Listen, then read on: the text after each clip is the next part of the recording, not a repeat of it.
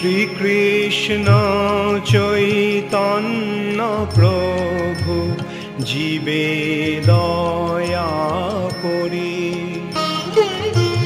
সপার্ষদস্য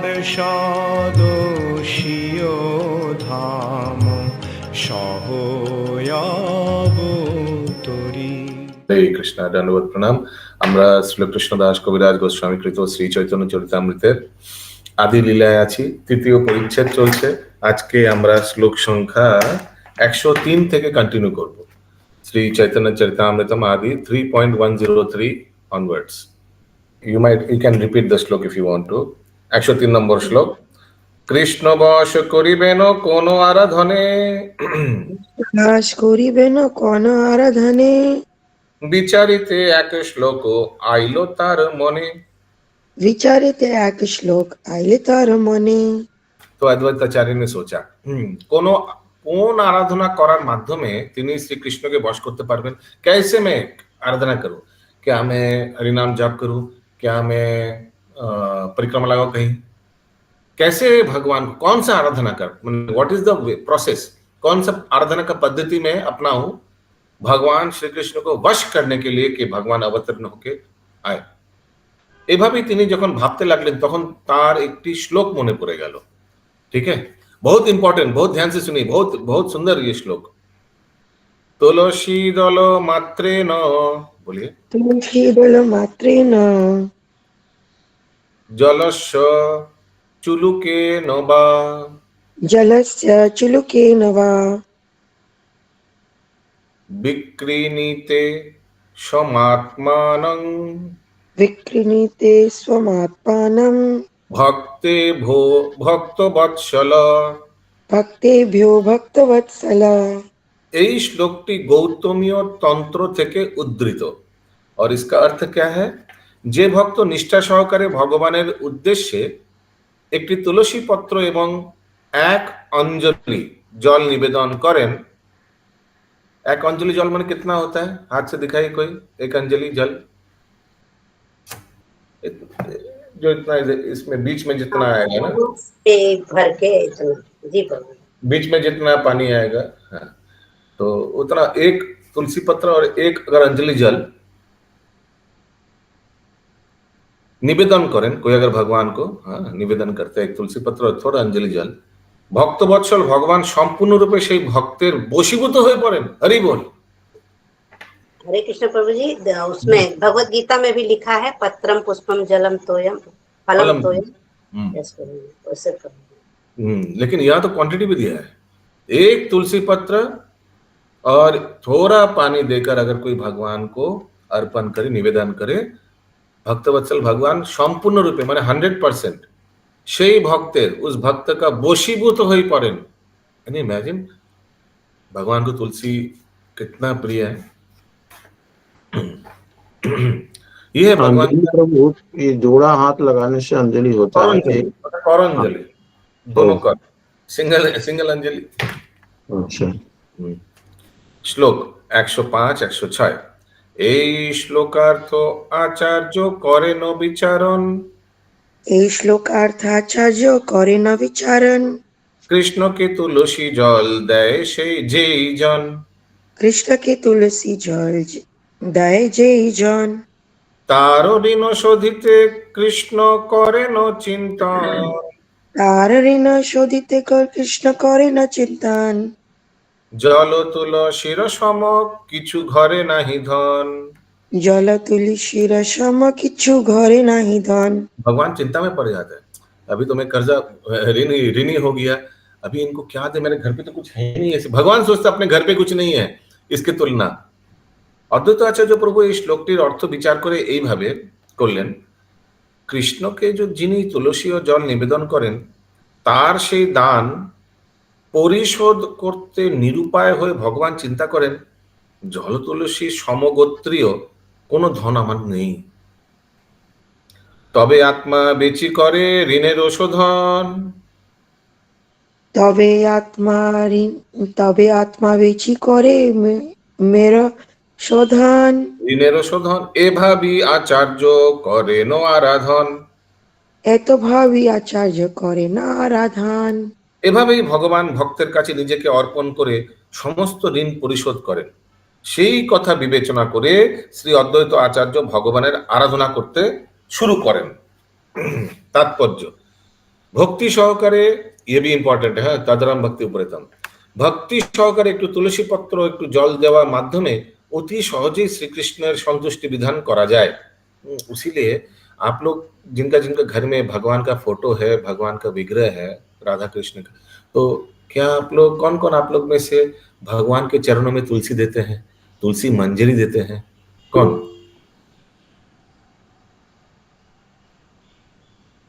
okay, very nice, बहुत अच्छा। तो देखिए भगवान फिर आप लोग के प्रति कितना रेसिप्रोकेशन करेगा, सोच लीजिए। ভগবত গীতায় নবম অধ্যায় 26 নম্বর শ্লোকে ভগবান বলেছেন যে কেউ যদি একটি পত্র, একটি পুষ্প, একটি ফল অথবা একটু জল, পত্রং পুষ্পং ফলং তোয়ম, ভক্তি সহকারে তার উদ্দেশ্যে নিবেদন করেন, তাহলে তিনি সন্তুষ্ট হন।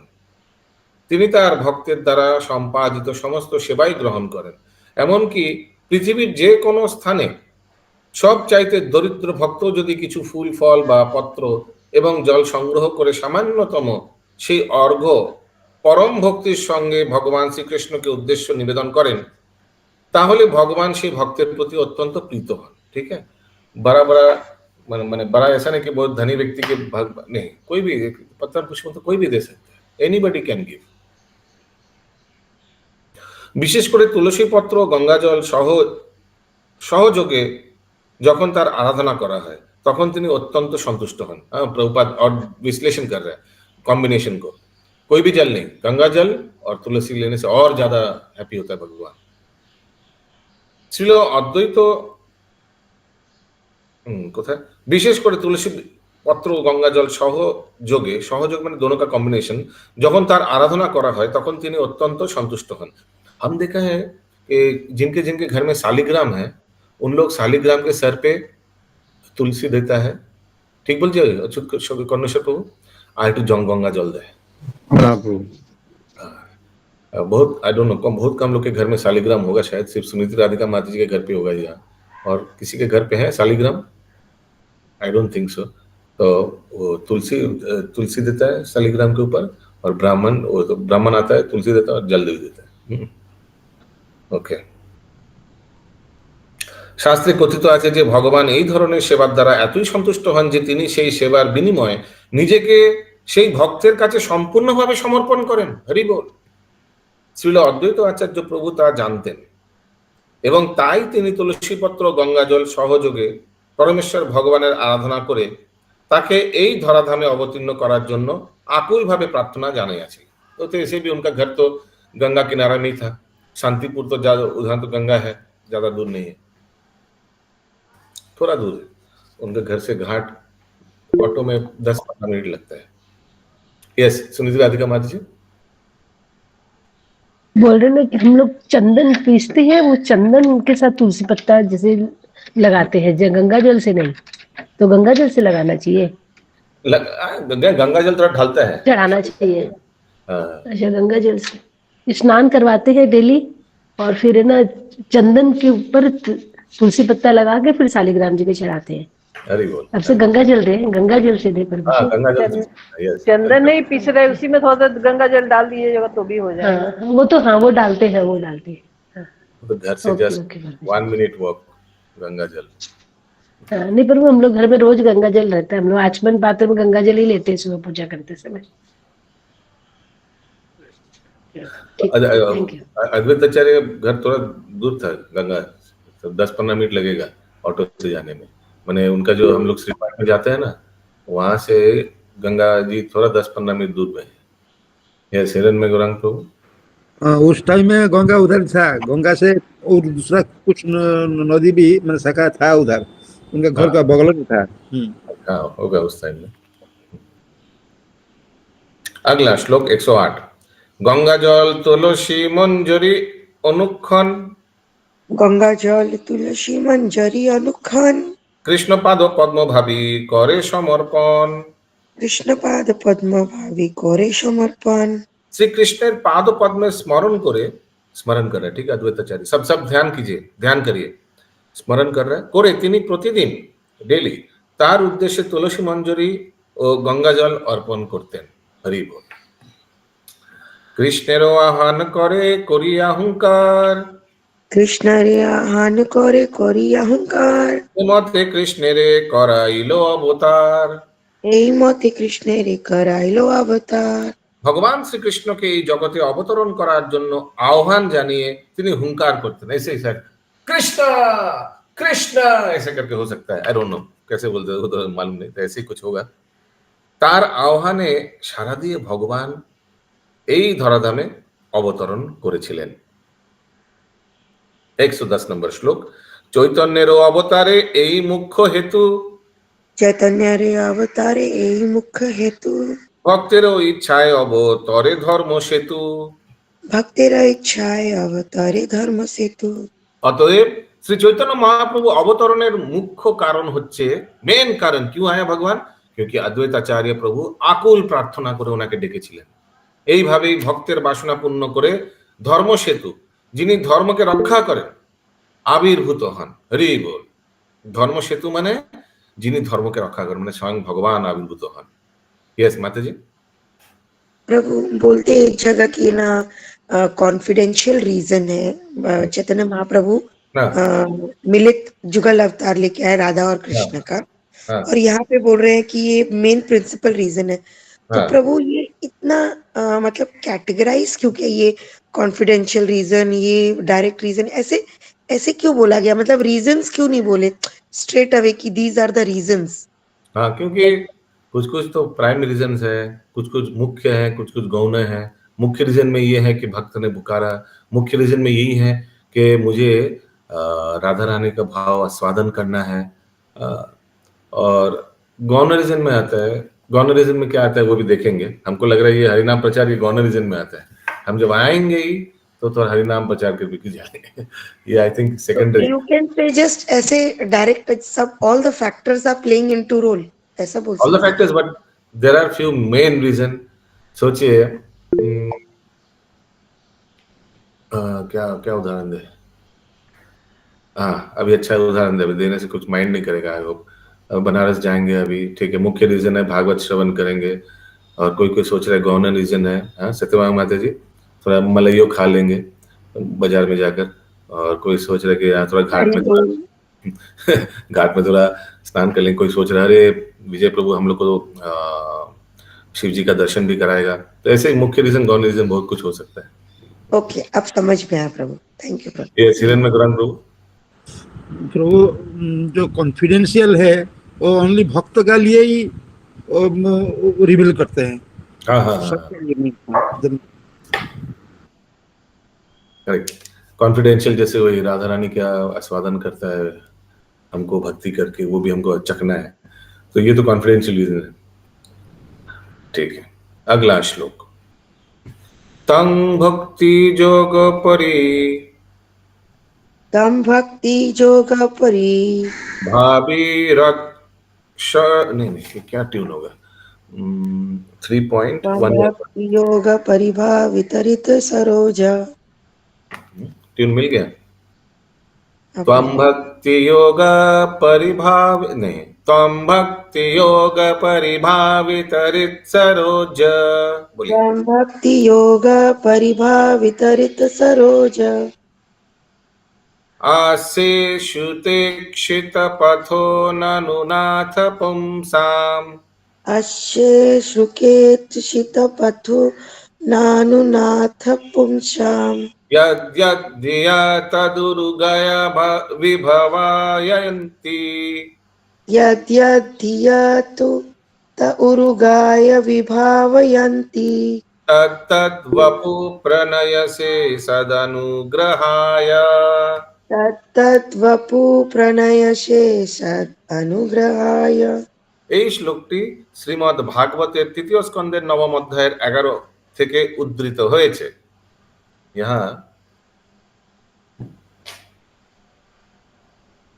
এটি সৃষ্টি কার্যে প্রবৃত্ত হওয়ার পূর্বে পরমেশ্বর ভগবান শ্রীকৃষ্ণ আশীর্বাদ প্রার্থনা করে তার উদ্দেশ্যে ব্রহ্মার একটি निवेदन। ओके, तो ब्रह्मा जी निवेदन कर रहे हैं भगवान को। क्या बोल रहे हैं ब्रह्मा जी? मैंने सृष्टि के स्टार्टिंग में बिफोर हे नाथ, তুমি সর্বদা তোমার ভক্তদের শ্রবণ ও দর্শন পথে বিহার করো, ভক্তি যোগ পুট তাদের হৃদয় পদ্মে তুমি সর্বদা অবস্থান করো। हे उरुगाय, उरुगाय क्यों बोला है भगवान को? उरु माने थाई, गाय डोंट नो। उरुगाय माने भगवान, उत्तम বন্দনার দ্বারা যিনি যার মহিমা কীর্তন করা হয়। ও ওয়ার্ড টু ওয়ার্ড মিনিং में मेरा दिया हुआ है बंगाली में।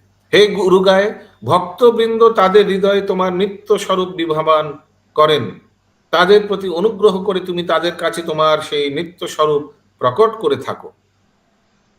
ऐसे ভক্ত তাদের হৃদয়ে তোমার নিত্য স্বরূপ বিভাবান করেন, তাদের প্রতি অনুগ্রহ করে তুমি তাদের কাছে তোমার নিত্য স্বরূপ প্রকট করো। तो ये श्लोक कोट कर रहे हैं, क्यों कोट कर रहे हैं? कोई बता पाएगा? इसका हिंदी पढ़िए कोई, ये श्लोक का हिंदी पढ़िए कोई, 111 का। हे प्रभु, आप अपने शुद्ध भक्त को दृष्टि तथा श्रुति में सदैव वास करते हैं।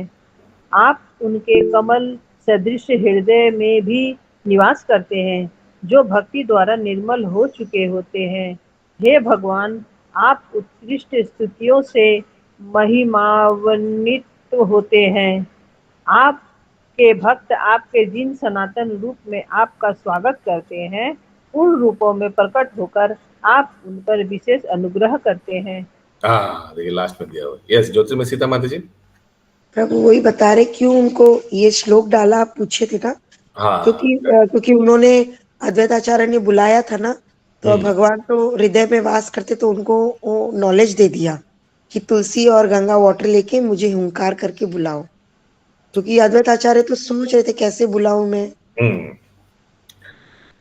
तो ये श्लोक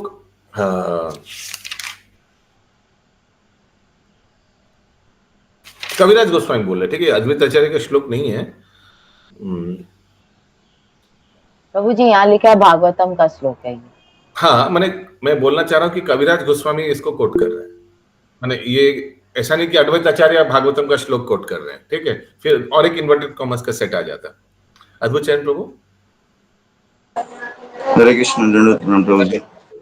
यहाँ पे विशेष जो थर्ड लाइन है, फोर्थ लाइन है, ये विशेष है। यहाँ पे आपके भक्त आपके जिन सनातन रूपों में आपका स्वागत करते हैं, उन रूपों में प्रकट होकर आप उन पर विशेष अनुग्रह करते हैं। यहाँ पे अद्वैताचार्य जी महाप्रभु के स्वरूप में उनको प्रकट करना चाहते थे, तो इसलिए इस श्लोक को कोट किया गया कि अद्वैताचार्य महाप्रभु के रूप में कैसे भगवान को अवतरित कराएंगे। तो प्रार्थना उनकी यहाँ पे उस तरीके से इस श्लोक को लिया जा रहा है, और दूसरे रूपों में नहीं, यहाँ पे सिर्फ महाप्रभु के रूप में अवतरित होंगे उस भाव से। এই শ্লোকটি শ্রীমদ্ ভাগবত থেকে উদ্ধৃত হয়েছে। এটি সৃষ্টি কার্যের পূর্বৃত্ত হওয়ার পূর্বে পরমেশ্বর ভগবান শ্রীকৃষ্ণের আশীর্বাদ প্রার্থনা করে তার উদ্দেশ্যে ব্রহ্মার একটি নিবেদন। हाँ, ब्रह्मा जी निवेदन कर रहे हैं। यस माता जी। प्रभु अभी अद्भुत चरण प्रभु ने बोला कि वो महाप्रभु के रूप में आह्वान करना चाहते थे, तो क्या उनको क्या रूप पहले से पता हो गया था उनको महाप्रभु का? साक्षात महाविष्णु हैं, और महाप्रभु तो हर एक ब्रह्मा के एक दिन में आते हैं, तो हो सकता है। Okay, thank you. यस अद्भुतचंद प्रभु। ये पहले वर्णन आया था जिसमें शॉर्ट स्टोरी था, सेकंड चैप्टर के बीच में ही, अंतराल में बीच में जब अद्वैताचार्य जी प्रार्थना करते हैं उसमें आता है वर्णन कि भगवान ये रूप में अवतरित होने वाले हैं, ये सबको पता था। खास करके जो उनके परिकर हैं ब्रह्मा जी हैं, उन सबको पता था कि स्वरूप में वो प्रकट होंगे। तो उस हिसाब से ही अद्वैताचार्य जी वहाँ पे उस रूप का यहाँ पे प्रतिपादन करना चाहते हैं या प्रकट कराना चाहते हैं भगवान को उस रूप में। ओके, थैंक यू प्रभु। বৈদিক শাস্ত্রের বর্ণনা থেকে পরমেশ্বর ভগবানের সম্বন্ধে জ্ঞান আরোহণ করা যায়। দৃষ্টান্ত স্বরূপ ब्रह्म संहिताয় भगवान चिन्मय धाम संबंधे वर्णना करा हয়েছে। तो वैदिक शास्त्र से भगवान का बारे में हम लोग जान सकते हैं, और भगवान के धाम के बारे में तो बता ही दिया हुआ है ब्रह्म संहिता সেই ধাম চিন্তামণি রত্নের দ্বারা নির্মিত এবং সেখানে গোপ বালক রূপে লীলা বিলাসকারী ভগবান হাজার হাজার লক্ষ্মী দেবীর দ্বারা সেবিত হচ্ছেন।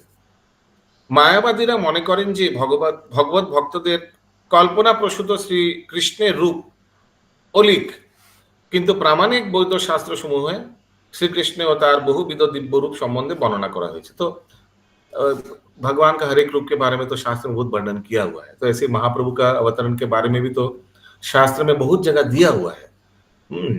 तो यही प्रभुपाद जी बताया, तो इसीलिए अद्वैताचार्य ने उस रूप को आह्वान किया, अवतरण के लिए बाध्य किया, क्योंकि ऐसे तो लिखा हुआ है बहुत शास्त्र में कि महाप्रभु भगवान श्री कृष्ण कलयुग में किस रूप में आएंगे, संन्यास लेंगे, उनका परिकर आएगा, हरिनाम प्रचार करेंगे, इसका तो डिटेल दिया हुआ है। श्रुते खितो पथ शब्देर श्रुत अर्थे वेदके बोझानो हয়েছে এবং ঈপ্সিত অর্থে সেই বেদ যথাযথভাবে অধ্যয়ন করার মাধ্যমে পরমেশ্বর ভগবানকে উপলব্ধি করার পন্থা নির্দেশ করা হয়েছে। भगवान बा तार रूप संबंधे जल्पना कल्पना करार कोनो अवकाश नहीं, क्योंकि सब कुछ दिया हुआ है शास्त्र में, क्या रूप में आएंगे भगवान। भगवत तत्व उपलब्धि करार जन्य जारा यथायथभावे आग्रही तारा এই ধরনের জল্পনা কল্পনা দ্বারা কখনোই প্রভাবিত হন না। এখানে ব্রহ্মা বলেছেন যে বৈদিক শাস্ত্রের সিদ্ধান্ত সমূহ যথাযথভাবে হৃদয়ঙ্গম করার মাধ্যমে কেবল ভগবান শ্রীকৃষ্ণকে উপলব্ধি করা যায়। বৈদিক শাস্ত্রের বর্ণনা অনুসারে যখন কেউ শ্রীকৃষ্ণের নাম, রূপ, গুণ, লীলা ও পরিকরের দ্বারা আকৃষ্ট হন, তখন তিনি তার সেবায় প্রবৃত্ত হন। এই স্তরে ভক্তের হৃদয়ে ভগবানের দিব্য রূপ শত প্রকাশিত হয় এবং ভক্ত সর্বদাই সেই রূপের চিন্তায় তন্ময় হয়ে থাকেন। ভগবানের প্রতি দিব্য প্রেমের উদয় না হওয়া পর্যন্ত নিরন্তর ভগবত চিন্তায় চিত্তকে নিবদ্ধ রাখা সম্ভব নয়। ভগবানের চিন্তায় চিত্তকে এইভাবে নিরন্তর যুক্ত রাখাই হচ্ছে সমস্ত যোগের পরম সিদ্ধি। ভাগবত গীতার 6ষ্ঠ অধ্যায়ের 47 নম্বর শ্লোকে এই সম্বন্ধে বলা হয়েছে, এভাবেই যিনি নিরন্তর ভগবানের চিন্তায় চিত্তকে নিবদ্ধ রাখতে পারে তিনিই হচ্ছেন সমস্ত যোগীদের মধ্যে শ্রেষ্ঠ। কোন সা শ্লোক? সমস্ত যোগীদের মধ্যে শ্রেষ্ঠ योगी नाम सर्वेशाम अवे सर्वेशाम मद्गता अंतरात्मना। এই ধরনের দিব্য তন্ময়তাকে বলা হয় সমাধি। যে শুদ্ধ ভক্ত সবসময় পরমেশ্বর ভগবানের চিন্তায় মগ্ন থাকেন, চরমে তিনি তার সাক্ষাৎ দর্শন লাভ করতে সমর্থ হন। হরি বল। পারমার্থিক জীবনে যথেষ্ট উন্নতি সাধন করতে না পারলে উরুগায় বা ভগবানের মহিমা কীর্তন করা সম্ভব নয়। ব্রহ্ম সংহিতার বর্ণনা অনুসারে ভগবানের অসংখ্য রূপ রয়েছে। অদ্বৈতমচ্যুতম অনাদিম অনন্ত রূপম অনন্ত রূপম অনন্ত রূপম। ভগবান নিজেকে অসংখ্য সাংশ রূপে বিস্তার করেন। সাংশ মানে আপনা অংশ, স্ব অংশ। এই সমস্ত অসংখ্য, यस माताजी। प्रभु वो उरुगाय मतलब क्या हुआ प्रभु? अभी देख रहे कि भगवाনের कीर्तन करा संभव नहीं। उरुगाय भगवान का कीर्तन करना, उरुगाय। देखिए वर्ड टू वर्ड में दिया हुआ है, उत्तम वंदना भगवान उत्तम वंदना द्वारा जार महिमा कीर्तन करा है। इसका भगवान का नाम वर्ड मतलब उरुगाय मतलब वर्ड्स, प्रेयर्स का जो वर्ड्स होता है वो उत्तम होता है। हाँ, जैसे उत्तम श्लोक एक है ना, उत्तम श्लोक भगवान को उत्तम श्लोक बोला जाता है, भगवान का नाम भी है। वैसे उरुगाय, हे उरुगाय। देखिए ब्रह्मा जी संबोधन कर रहा है, हे उरुगाय, भक्त वृंद तुम्हार हृदय नित्य स्वरूप विभवान करें। तो जिनको भक्त लोग ग्लोरिफाई करता है वो है उरुगाय। এই সমস্ত অসংখ্য রূপ সম্বন্ধে শ্রবণ করে ভক্ত যখন তার একটি প্রতি আকৃষ্ট হন এবং সর্বদাই সেই রূপে চিন্তা করেন, তখন ভগবান সেই রূপে তার কাছে আবির্ভূত হন। है ना, ये हम लोग कितना बार देखा है। भक्त लोग जिस रूप का प्रति आकृष्ट होता है, जिस रूप में उनका आराधना करता है, वही रूप आता है। करेक्ट? जैसे उदाहरण दे सकते हैं आप, जैसे मुरारी गुप्ता, वो भगवान रामचंद्र जी का रूप का आराधना करता था, भगवान उसी रूप में आए, राम जी के रूप में उनको दर्शन दिया। और महाराज, हाँ हिरण्य गौरांग प्रभु। और साउथ इंडिया से जब जगन्नाथ पुरी से आए थे गणेश रूप में आकृष्ट से, तो भगवान ने उनको हाँ, हाँ, हाँ। गणपति क्या नाम था उसका, राजा का क्या नाम? गणपति भट्टना क्या था, कैसे कुछ था। हाँ हाँ, वेरी नाइस, वेरी नाइस। भगवान ने गजब वेश दिखाया, जो जगन्नाथ का गजब वेश। यस बंकिम प्रभु। ये अब सुदामा पंथ के भगवान पुंडरीक विठल पुंडरीक दर्शन दिएছিল। শুধু তাই নয়, ये मदन ठारे के राधा रानी এবং শ্রীকৃষ্ণ দুনো গিয়ে নিজেরা দর্শন দিয়ে ওরা কোলে বসেছিল। হরে কৃষ্ণ বাবু। প্রথমটা তো বোঝা গেল না, কি বললেন আস্তে আস্তে? প্রথমে বললাম যে সুদামা পন্থ এত ভক্ত ছিল রাধা কৃষ্ণ, ভগবান শ্রীকৃষ্ণ পুন্ডরিক ভগবান মানে পুন্ডরিক বিঠাল, উনি গিয়ে নিজে দর্শন দিয়ে উনাকে সমস্ত রকম প্রবলেম উনি রাজা সেনাপতি ছিল, উনাকে রাজা সেনাপতিকে উনার হয়ে সেটা না, এখানে উনার চলছে, এখানে কি প্রসঙ্গ চলছে বলুন তো দেখি।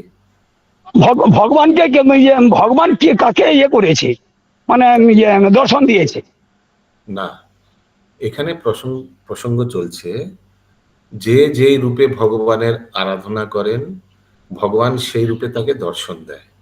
হ্যাঁ তাই পুন্ডরিক বিঠাল মানে জানতেন না, মানে সুদামা পন্থ ভগবানের রূপ উনি জানতেন না, শুধু ভগবান উপর দিয়ে যদি জানতেনই না উনি ডাকেননি, না জানেন না উনি। এই এক্সাম্পলটা ফিট হচ্ছে না প্রভু। হ্যাঁ না বলছি উনি মহারাষ্ট্রের বাসিন্দা ছিল বলে ওখানে পুন্ডরী বিঠাল অ্যাভেলেবল বলে পুন্ডরী বিঠাল ওনাকে দর্শন দিয়েছিলেন, কেননা সেনাপতি ছিলেন, সেনাপতি রাজা ওকে শাস্তি দিয়েছিলেন। প্রভু এখানে টপিক চলছে ভক্ত যেই রূপে ভগবানকে প্রার্থনা করেন ভগবান সেই রূপে ভক্তকে দর্শন দেন। এর কোন উদাহরণ? মদন ঠারে এমন একটি ভক্ত ছিল, রাধারানীকে উনি মনে মনে ছবি এঁকেছিলেন, মনের মধ্যে রাধারানী ছবি এঁকে ফেলেছিলেন, কিন্তু রাধারানী কোনো দেখেননি।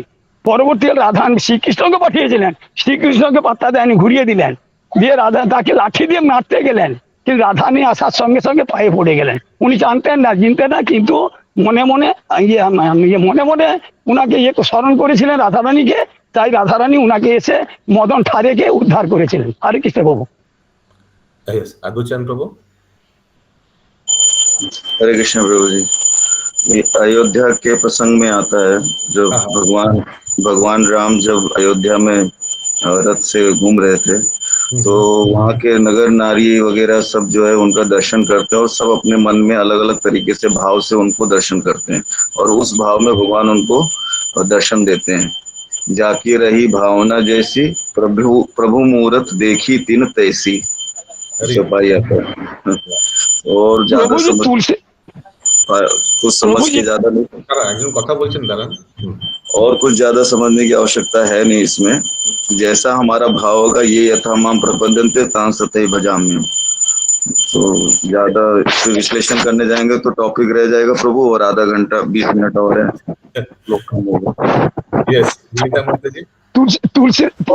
तुलसीदास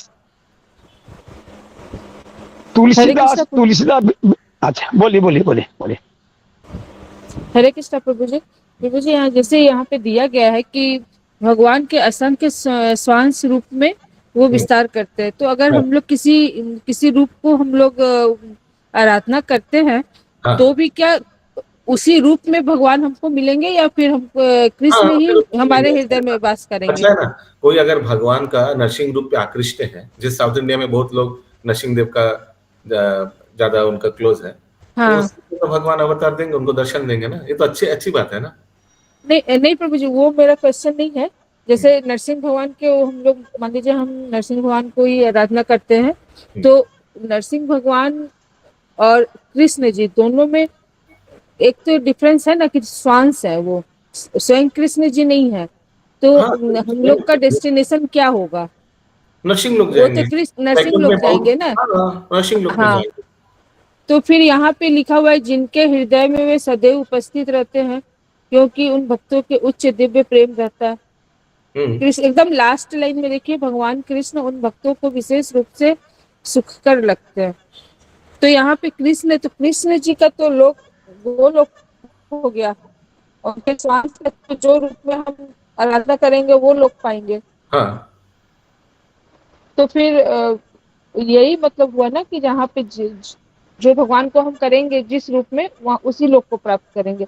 हाँ, वो लोक प्राप्त नहीं होगा, यही ना। अगर कोई त्रिभंग मुरारी ब्रजेंद्र नंदन कृष्ण का आराधना करते तो गोलोक जाएगा। हाँ प्रभु, ये तो पता है कि हम लोग जिस रूप में करेंगे उस लोक में जाएंगे, और कृष्ण जी का करेंगे तो गोलोक जाएंगे, ये तो पता है। तो नरसिंह देव को प्राप्त करना इज इक्वल टू कृष्ण को प्राप्त करना, इसमें कोई भेद नहीं है। क्योंकि उस दिन हम लोग पढ़ रहे थे ना, भगवान और भगवान का अवतार में कोई भेद नहीं है। तो कोई भी अवतार को, कोई भी स्वाम्स को अगर प्राप्त किया तो that is equal to Krishna को प्राप्त करना जैसा, इसमें कोई अंतर नहीं है। ठीक है। हाँ, अच्छा आगे बढ़ाते हैं कथा, बहुत कम श्लोक हुआ। बोलिए हिरण्य में गौरांग प्रभु। और प्रभु जी नरसिंह देव की जो प्रार्थना करेंगे तो वैकुंठ लोक जाएंगे, और गोलोक कैसे रहेंगे? हाँ, तो मैं क्या बोला, गोलोक बोले, मैं बोला गोलोक वृंदावन जाएगा ना, वो थोड़ा कंफ्यूजन लगा इसलिए। नरसिंह लोग जो है वैकुंठ में वही जाएगा, कोई छोटा नहीं है ऐसे, there is no problem in that. Okay, বলুন বঙ্কিম প্রভু কি বলবেন? তুলসীদাস বৃন্দাবনে এসেছিলেন, বৃন্দাবনে এসে সমস্ত মন্দির উনি দর্শন করলেন, কাউকে কিন্তু প্রণাম করেননি। এক সন্ত জিজ্ঞাসা করলেন, প্রভু সমস্ত মন্দির আমি দর্শন করলেন, প্রণাম করলেন না কেন? বলছে আমি যার কাছে মাথা নেওয়াবো একমাত্র রামজি, রামজি ছাড়া আমি মাথা নিচু করে না। লাস্টে যখন ফেরত যাচ্ছেন, প্রভু আমি এবার ফিরে যাচ্ছি, তুমি একবার দর্শন দাও। সঙ্গে সঙ্গে মানে রাম সীতা দর্শন দিলেন, উনি প্রণাম করে উনি বৃন্দাবন ছেড়ে চলে গেলেন। হরে কৃষ্ণ। হরে কৃষ্ণ। চলুন এটা ম্যাচিং হলো। ওকে, 112 নম্বর শ্লোক। এই শ্লোকের অর্থ কহি সংক্ষেপের সার। এই শ্লোকের অর্থে কহি সংক্ষেপের সার। ভক্তেরও ইচ্ছায় কৃষ্ণের সর্ব অবতার। ভক্তের ইচ্ছায় কৃষ্ণের सर्वेर अवतार। এই শ্লোকের সার, এই শ্লোক মানে अभी जो हम लोग ने भागवत का श्लोक पढ़ा, অর্থ হচ্ছে যে ভগবান শ্রীকৃষ্ণের ভক্তের ইচ্ছাক্রমে তার অসংখ্য नित्य रूपे अवतीर्ण हन। वही बात, भक्तों की इच्छा, जैसे ये यथा माम प्रपद्यन्ते, जैसे जो भगवान को जिस रूप में दर्शन करना चाहते हैं, भगवान उस रूप में अवतरण होते हैं।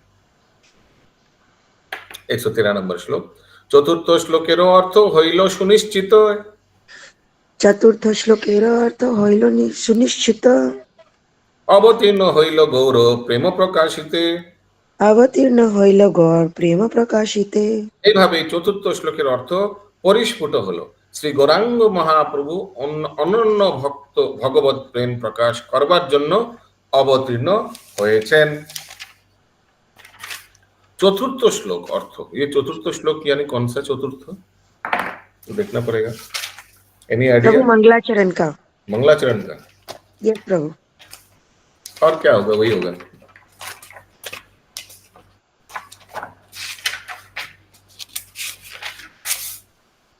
पूर्वे बहुकाल पर्यन्त जा अर्पित हयनि एवं उन्नत उज्जवल रसमयी निजेर भक्ति सम्पद दान करार जन्य जिनि करुणाबशत कलिजुगे अवतीर्ण हयेछेन, যিনি স্বর্ণ থেকেও সুন্দর দুটি সমূহের দ্বারা সমুদ্ভাসিত, সেই শ্রী সচিনন্দন শ্রী হরি সর্বদা তোমার হৃদয়ে কন্দরে স্ফুরিত হোক। অনার্পিত চরিতং চির করুণাবতারণীয় কলো, वही वाला श्लोक करेक्ट।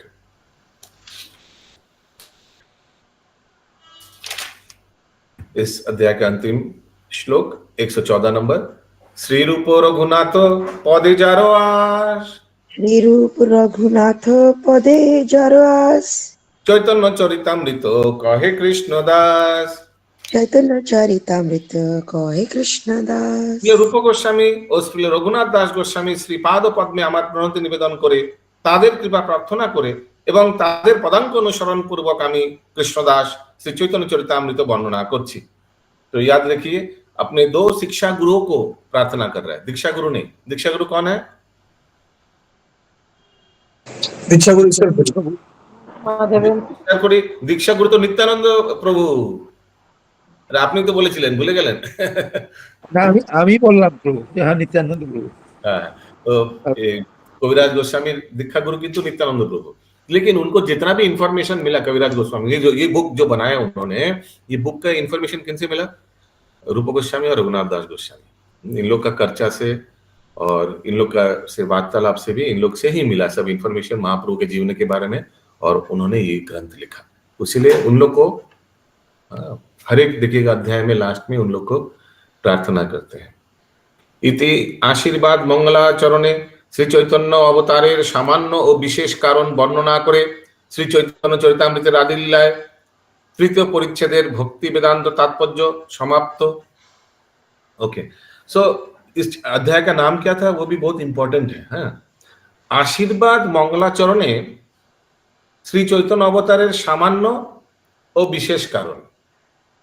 ठीक है, तो इस अध्याय में हम लोग ने बहुत देखा का भगवान क्यों अवतरण हुए, राधा रानी का वो भाव वो आस्वादन करने के लिए, और जनरल रीजन एंड विशेष माने एक्स्ट्राऑर्डिनरी रीजन। ये एक्स्ट्राऑर्डिनरी रीजन में लास्ट में आया था कि अद्वैत आचार्य भक्त बुलाया, तो वो एक्स्ट्राऑर्डिनरी रीजन है। आप लोग देखिए श्लोक नंबर 102 है, 110 नंबर श्लोक पढ़िए, अनुवाद कोई पढ़िए हिंदी में, 110 का अनुवाद।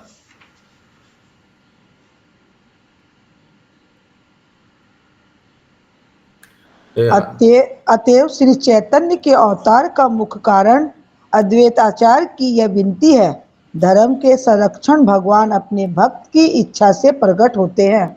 हाँ, ये कारण को मुख्य कारण बताया गया है। हाँ, इसीलिए इस चैप्टर का नाम क्या है? आशीर्वाद मंगलाचरण श्री चैतन्य अवतारेर सामान्य और विशेष कारण। क्यों आया, इसका मेन रीजन और इसका जनरल रीजन। जनरल रीजन हरिनाम संकीर्तन प्रचार करने के लिए अपना, और मेन रीजन क्या है? भक्तों का इच्छा रखने के लिए। तो हम लोग आज 4th चैप्टर जो है उसका सारांश पढ़ लेंगे। चैप्टर 4 श्रील प्रभुपाद का आशीर्वाद लेकर हम लोग उसमें प्रवेश करेंगे। सब भगवान सब श्रील प्रभुपाद को प्रार्थना करिए। नमो विष्णुपादाय कृष्ण पृष्ठाय भूतले श्रीमते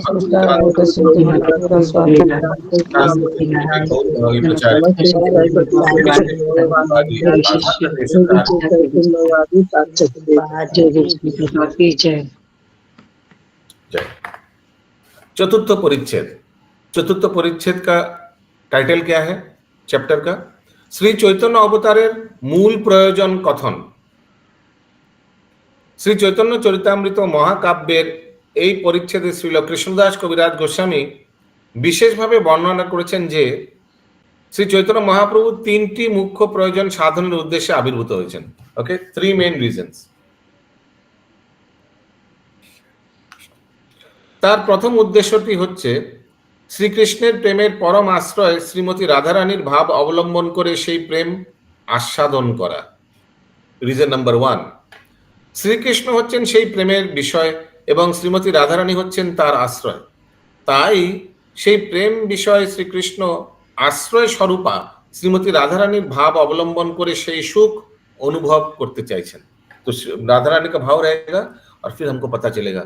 उसीलिए भजन में आता है ना, श्री राधारो भावे वे गौरा अवतार, श्री राधारो भावे वे गौरा अवतार। श्री राधा रानी का भाव में आता है और फिर क्या राधा रानी आस्वादन करता है मेरा भक्ति, वो थोड़ा हम चखेंगे।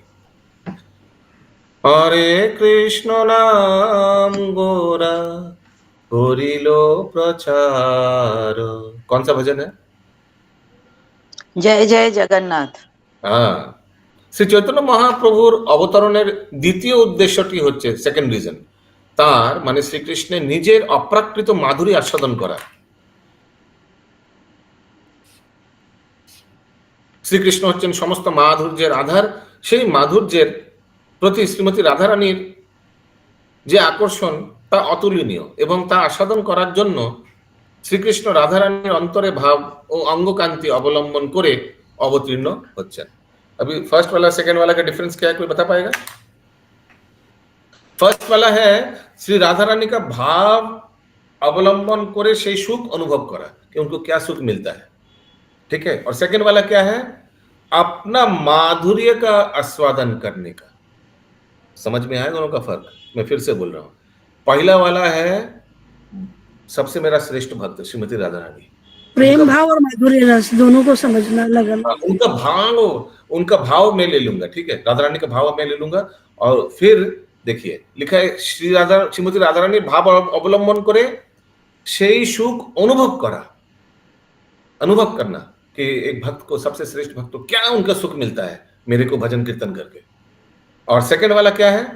सेकंड वाला है निजेर अप्राकृत माधुर्य आस्वादन करा।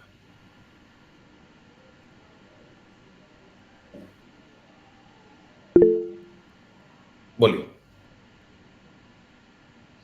বলুন।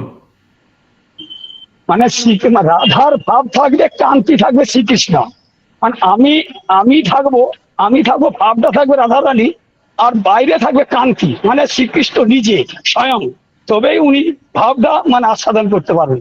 এই ছিল দুটো কারণ। আর কৃষ্ণ হবে শ্রী চৈতন্য মহাপ্রভুর আবির্ভাবের তৃতীয় উদ্দেশ্যটি হচ্ছে কৃষ্ণ প্রেম আস্বাদন করে শ্রীমতী রাধারানী যে সুখ অনুভব করেন তা আস্বাদন করা।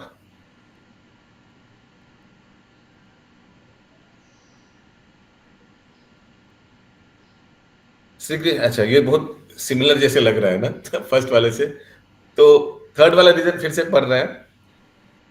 श्री चैतन्य महाप्रभुर आविर्भावेर तृतीय उद्देश्यटी হচ্ছে কৃষ্ণ প্রেম आस्वादन করে श्रीमती राधा रानी को जो सुख मिलता है वो आस्वादन करना। एक है जो भाव होता है, एक होता है जो सुख मिलता है। श्रीमती राधा रानी जो सुख अनुभव करें ता आस्वादन करा। फर्स्ट वाला थर्ड वाले में फर्क समझ में आया? नहीं आया? फिर से बता रहा हूं। फर्स्ट वाला क्या लिखा है? श्रीमती राधा रानी भाव अवलंबन करे সেই সুখ অনুভব করতে চেয়েছিলেন, तो भाव अवलंबन करे श्रीमती राधा रानी का भाव आ जाएगा और क्या सुख मिलता है। और थर्ड वाला क्या है? श्रीमती राधा रानी जो सुख अनुभव करें ता आस्वादन करा।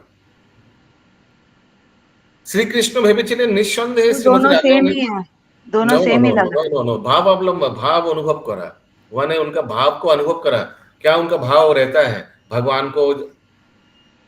अच्छा, भगवान की सेवा करने का उनका भाव क्या है, और फिर उस सेवा को करके क्या सुख उनको मिल रहा है। एब्सोल्युटली। শ্রীকৃষ্ণ ভেবেছিলেন নিঃসন্দেহে শ্রীমতী রাধারানী তার সঙ্গ সুখ উপভোগ করেন এবং তিনিও শ্রীমতী রাধারানীর সঙ্গ সুখ উপভোগ করেন, কিন্তু उभयर मध्य श्री राधा रानी अधिक सुख आस्वादन करें। उनको लगा था मेरे को भी उनको संग सुख मिलता है, उनको भी मेरा संग सुख मिलता है, तो दोनों का बराबर नहीं, बराबर नहीं है। भगवान को कम सुख मिलता है, भक्तों को ज्यादा सुख मिलता है और सबसे ज्यादा सुख मिलता है राधा रानी को, श्रेष्ठ भक्त को। तो इसीलिए वो सुख को अनुभव करने के लिए भी भगवान आए, किंतु उभयर मध्य राधा रानीर अधिक सुख आस्वादन करें। সুতরাং তার মানে শ্রীকৃষ্ণের মধ্যে নিশ্চয়ই এমন এক অপূর্ব রস আছে যা आस्वादन करे श्रीमती राधा रानी अधिक सुख अनुभव कर। मेरे में कुछ है, हाँ, भगवान सोचने लगा कि इसीलिए उनको ज्यादा मिलता है। श्रीकृष्ण तখন তার নিজের মাধুরী आस्वादन করে সেই সুখ অনুভব করার বাসনা করেন।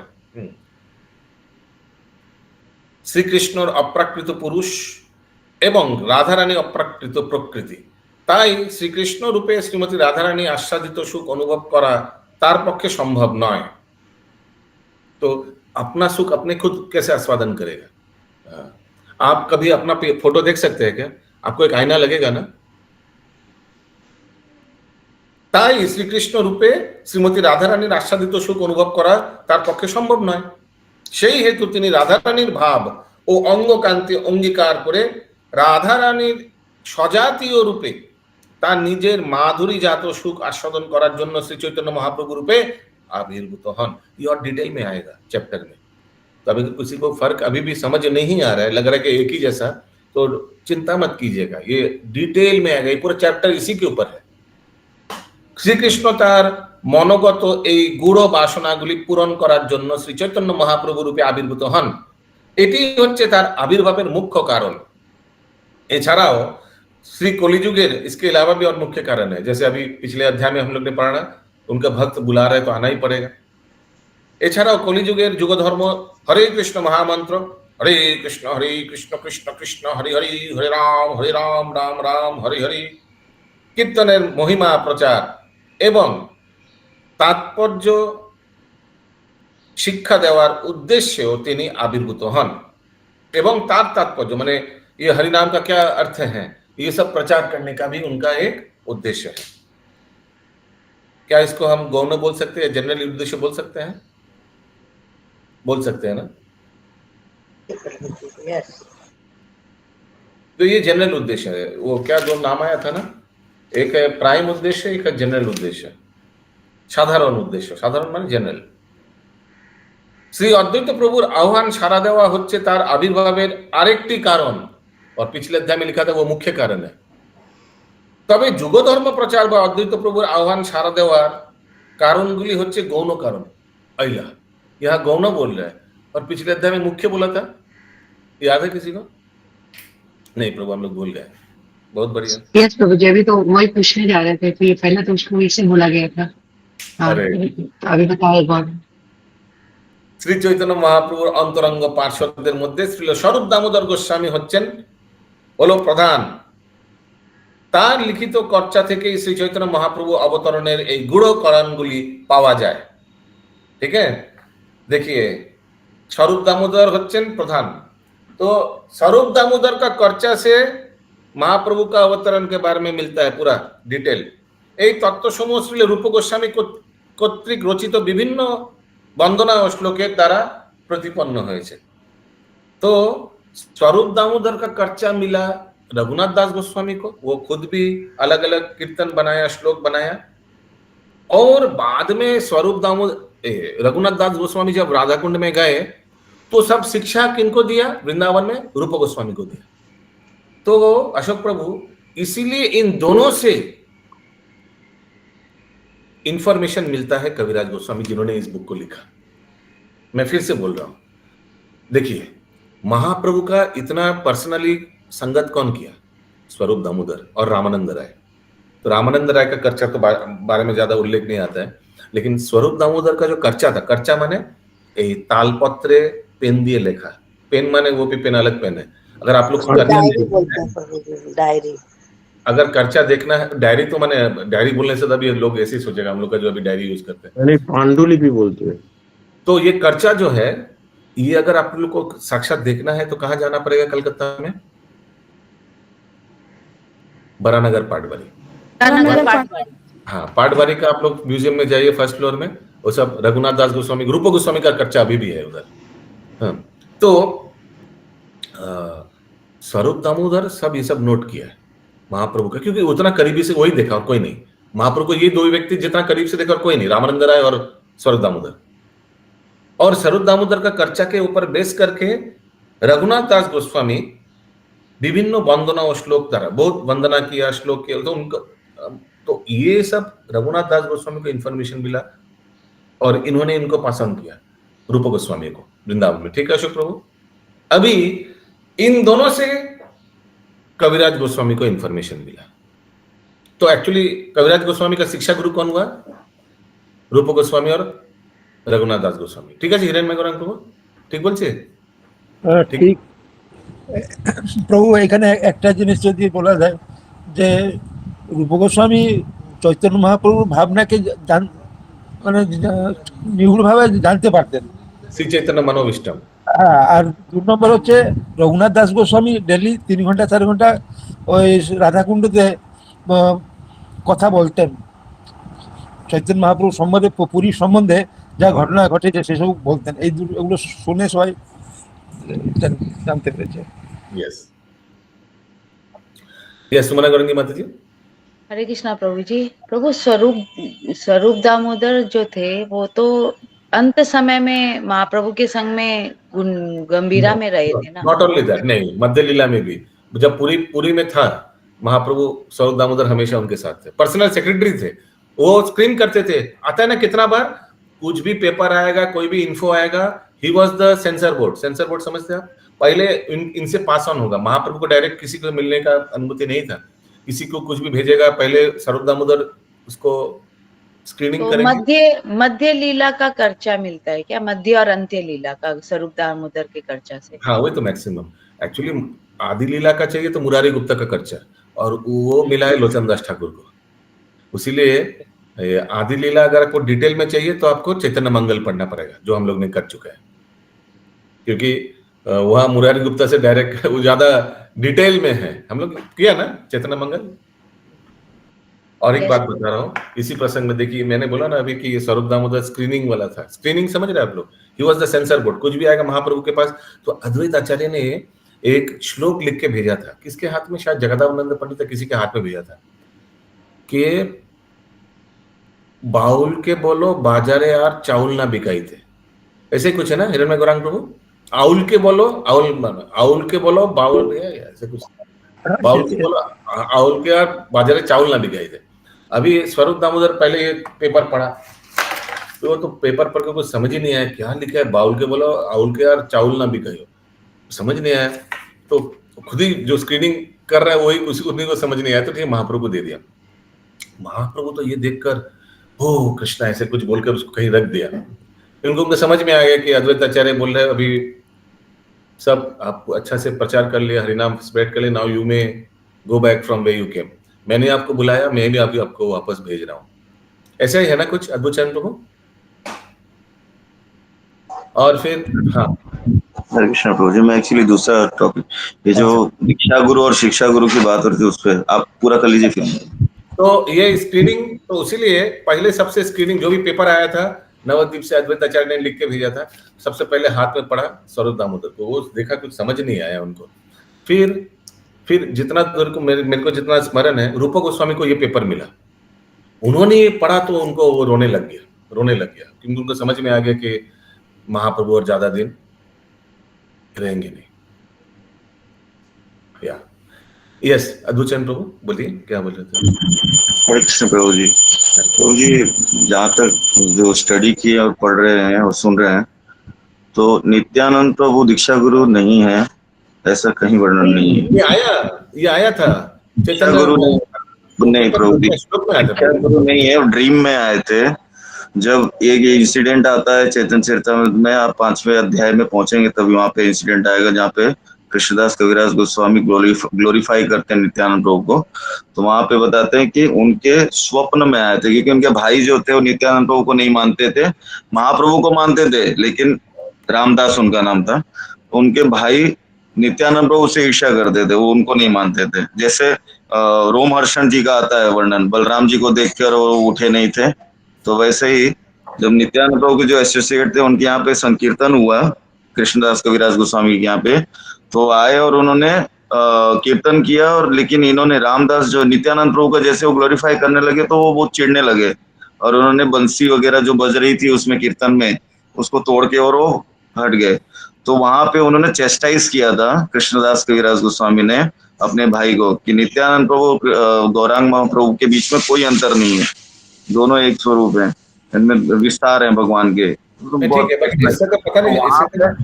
तो इस चीज को होने के बाद में नित्यानंद प्रभु उनके ड्रीम में आते हैं, क्योंकि उनको नित्यानंद प्रभु के प्रति इतना श्रद्धा थी। तो और उनको आदेश देते हैं कि वृंदावन में जाइए और वहां पे रूप गोस्वामी सनातन गोस्वामी का आश्रय लेकर चैतन्य चरितामृत की रचना कीजिए। तो वहां पे आता है प्रभु। हम लोग ने एक्चुअली कुछ दिन आगे ये फिर से ये टॉपिक उठा था, आपको याद होगा। हाँ, स्टार्टिंग में उठा था प्रभु जी। तो वहां पे प्रभु जी ने बताया कि इन्होंने कहीं से सुना है, लेकिन गौड़ीय हिस्ट्री में तो कहीं नहीं दिया। भक्ति सिद्धांत सरस्वती मैं तो बता रहा हूँ, मैं भी तो एम्बिग्विटी में था। लेकिन बाद में इट केम कि दीक्षा गुरु ये वर्ड लिखता है कि नित्यानंद प्रभु ही उनका दीक्षा गुरु है। आया था ना हिरण्य गौरांग प्रभु? आया था प्रभु जी, आया था। आपने फिर बोला भी था कि आप सही बोले। फिर मैं तो हिरण्य गौरांग प्रभु बोल, मैं भी एम्बिग्विटी में था ये बात को लेकर। नहीं इधर से ही हम पढ़ा होगा, लेकिन हम भूल गए था कहाँ से पढ़ा था। जहाँ दिया हुआ है ना प्लीज रेफरेंस दीजिएगा, क्योंकि गौड़ीय हिस्ट्री, इस्कॉन की जो गौड़ीय हिस्ट्री पुस्तक है उसमें भक्ति सिद्धांत सरस्वती गोस्वामी महाराज के डायरी से लिया हुआ ये दिया जा रहा है इंसिडेंट कि इनके रघुनाथ दास गोस्वामी से उन्होंने दीक्षा ली थी और न कि नित्यानंद प्रभु से। नित्यानंद प्रभु ड्रीम में आए थे और शिक्षा जो है वो को भी लगा था कि life found out in ISKCON's book only. I am talking about this Chaitanya Charitamrita में ये इसी में उल्लेख था। वो हम लोग स्टार्टिंग में जब पढ़ा था ना ये आया था। प्रभु उनके में absent थे। प्रभु वहाँ पूछने अंदर हुआ था तो प्रभु जी ने बताया, रेफरेंस दिया था प्रभु जी ने कि मैंने यहाँ सुना है या पढ़ा है, लेकिन वो पुस्तक का रेफरेंस नहीं दे पाए थे। तो वो प्लीज अगर आप शेयर कर देंगे तो बेस्ट हो जाए, नहीं तो ये आगे भी हम लोग के दिमाग में गलत धारणा नहीं जाती जाए, जो एक्चुअल है वो उस पर है। ठीक है, वो एक्चुअली वो उसी से होना चाहिए। हिरन में गुरंग तो देखिएगा तो वो जो आया था सीसी में, उसी रोज में प्रभु एब्सेंट थे जब तो आप लोग बोले। ओके, लास्ट एक पैराग्राफ बाकी है, थोड़ा कर लेते हैं, थोड़ा लेट हो गया आज, फिर ये खत्म हो जाएगा ना। শ্রী চৈতন্য মহাপ্রভু অন্তরঙ্গ পার্শ্বদের মধ্যে স্বরূপ দামোদর গোস্বামী হলেন প্রধান। ये देखिए प्रधान माने मेन पार्षद स्वरूप दामोदर। ये स्वरूप दामोदर के गोस्वामी किनका अवतार थे? विशाखा शक्ति का, जितना दूर मेरे को याद है, विशाखा का ना। एनीवेज नहीं, ललिता तो दूसरा था, विशाखा का अवतार। তার লিখিত কর্চা থেকে শ্রী চৈতন্য মহাপ্রভুর অবতরণের এই গূঢ় কারণগুলি পাওয়া যায়। দেখি उनका কর্চা से मिलता है। এই তত্ত্বসমূহে শ্রীল রূপ গোস্বামী কর্তৃক রচিত বিভিন্ন বন্দনা ও শ্লোকের দ্বারা প্রতিপন্ন হয়েছে। ঠিক আছে, रूप गोस्वामी का भी बहुत बाद में इसके बारे में श्लोक आता है। এই পরিচ্ছেদে যথার্থ প্রেম ও প্রাকৃত কামের পার্থক্য নিরূপণ করা হয়েছে। রাধা কৃষ্ণের অপ্রাকৃত প্রেম প্রাকৃত কামের থেকে সম্পূর্ণ ভিন্ন, তাই গ্রন্থাকার তাদের পার্থক্য স্পষ্ট रूपे प्रदर्शन করেছেন। इसमें आएगा कि हम लोग का जड़ जगत का जो प्रेम है और भगवान का धाम में जो प्रेम है, दोनों में क्या अंतर है। So all this is going to come in this particular chapter number 4। जुड़े रहिए, इस सेम चैनल में लॉग इन कर रही है every day from 6 AM onwards। ठीक है, तब तक के लिए এখানে রহিল গ্রন্থ এখানে